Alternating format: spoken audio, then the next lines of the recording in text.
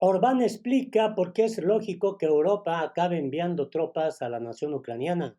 Presidente Putin explica también por qué Zelensky es ilegítimo y dice con quién sería posible negociar.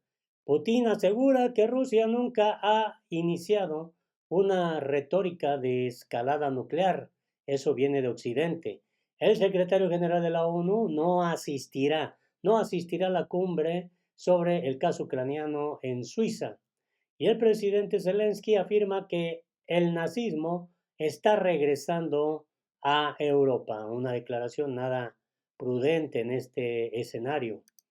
La retórica nuclear, el discurso del uso de equipamiento nuclear a partir del caso ucraniano. Hola, ¿qué tal? ¿Cómo están? Me da mucho gusto saludarlos. Hoy viernes 7 de junio del 2024, les saludo con mucho gusto desde el sur de la República Mexicana. Aquí son las 4 de la tarde con 20 minutos, 4 con 20 minutos. Ojalá me escribas desde donde nos ves, desde donde nos escuchas, que puedas enviarme pues también un me gusta, un like, eso es muy bueno. Compartir la información y sobre todo tu punto de vista, tu reflexión.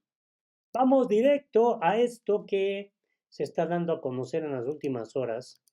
El presidente Putin asegura que su país, el oso ruso, nunca ha iniciado una retórica de escalada nuclear. No lo dicen los discursos, así lo comenta el propio presidente ruso. Pues declaró en su intervención ante la plenaria del Foro Económico Internacional de San Petersburgo que su país nunca ha iniciado una retórica sobre una escalada nuclear. Esto es muy interesante. El mandatario ruso recordó que la ex primer ministra británica Liz Truss afirmó al comienzo de su mandato que ella estaba dispuesta a pulsar el botón nuclear. Nunca dijimos eso, ahí con esas declaraciones empezó todo. Solo dijimos que sí, que deberíamos tomarlo en serio. Inmediatamente empezaron a decir que estábamos blandiendo el equipo nuclear. No lo hacemos, expresó Putin. Además, aclaró que todo queda regulado en el marco de la doctrina nuclear. Según este documento, la utilización de equipos nucleares es posible precisamente en el caso excepcional de una amenaza para la soberanía y la integridad territorial del país. No creo que se haya llegado a ese caso, señaló Putin. No obstante, el presidente ruso agregó que el país sigue siendo atento a todo lo que ocurre en el ámbito internacional y no descarta la posibilidad de introducir algunos cambios en esta doctrina. Nuestros equipos nucleares tácticos son 3 o 4 veces más potentes que las bombas utilizadas por los estadounidenses contra Hiroshima y Nagasaki. Tenemos mucha más cantidad de ellas y en el continente europeo. E incluso si los estadounidenses transfieren las suyas de Estados Unidos, aún así tenemos muchas más que ellos, agregó el mandatario ruso.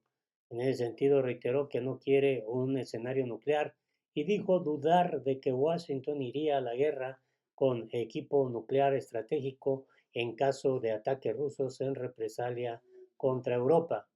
En cuanto al desarrollo de la operación especial, ahí en Ucrania, Putin señaló que es posible aumentar la velocidad de las tareas, aunque ello es directamente proporcional a las pérdidas. La velocidad es importante, pero aún más importante es la preocupación por la vida y la salud de nuestros hombres que luchan en el frente, dijo. Asimismo, subrayó que no hay necesidad alguna de llevar a cabo una nueva ola de movilización. Estamos siguiendo una táctica diferente. Estamos expulsando al enemigo de los territorios que deberían estar bajo nuestro control. En ese sentido, no tenemos necesidad de recurrir a la movilización, no pensamos hacerlo. Así lo declaró.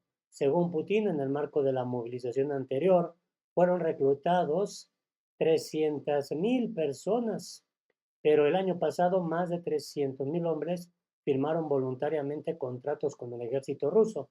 Desde primeros de año, los voluntarios ascienden a más de 160,000.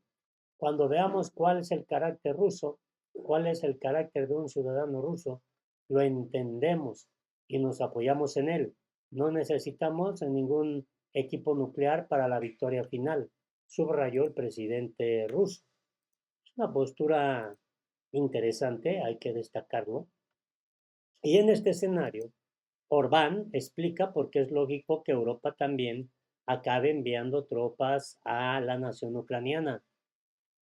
Bueno, el primer ministro de Hungría, Víctor Orbán, estimó que el envío a la nación ucraniana de soldados de los países de Europa Occidental será el colofón lógico de la psicosis bélica que padece la Unión Europea. Se mostró convencido de que ello sucederá, o sea, que va a ocurrir.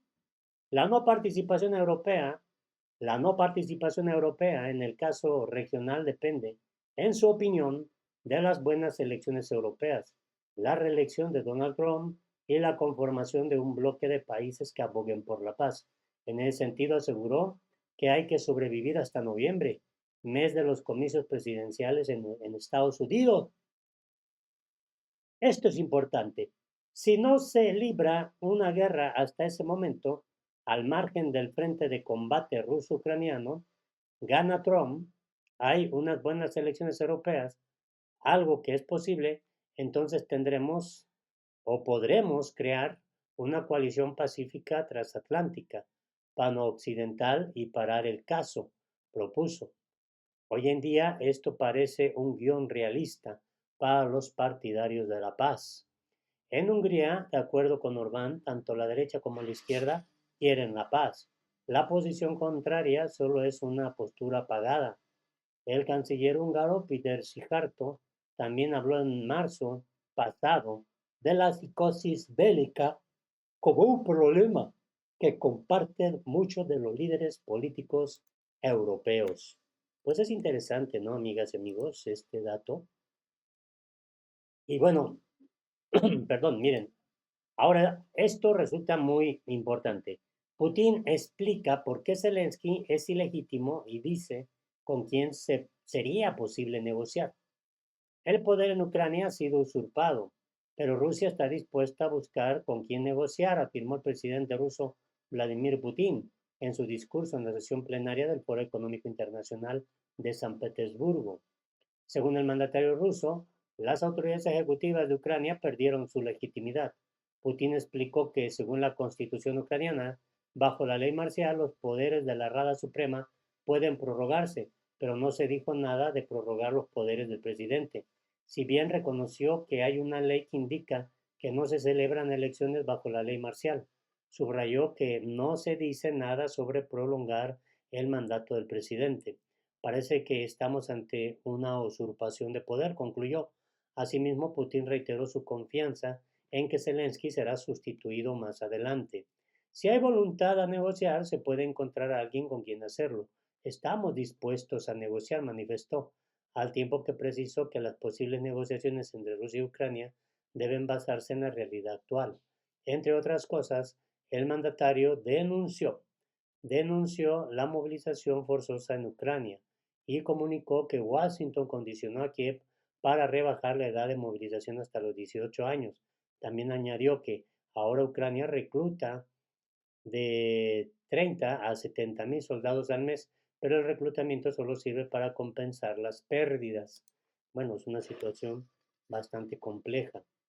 Y Zelensky afirma, escuchen, que el nazismo está regresando a Europa.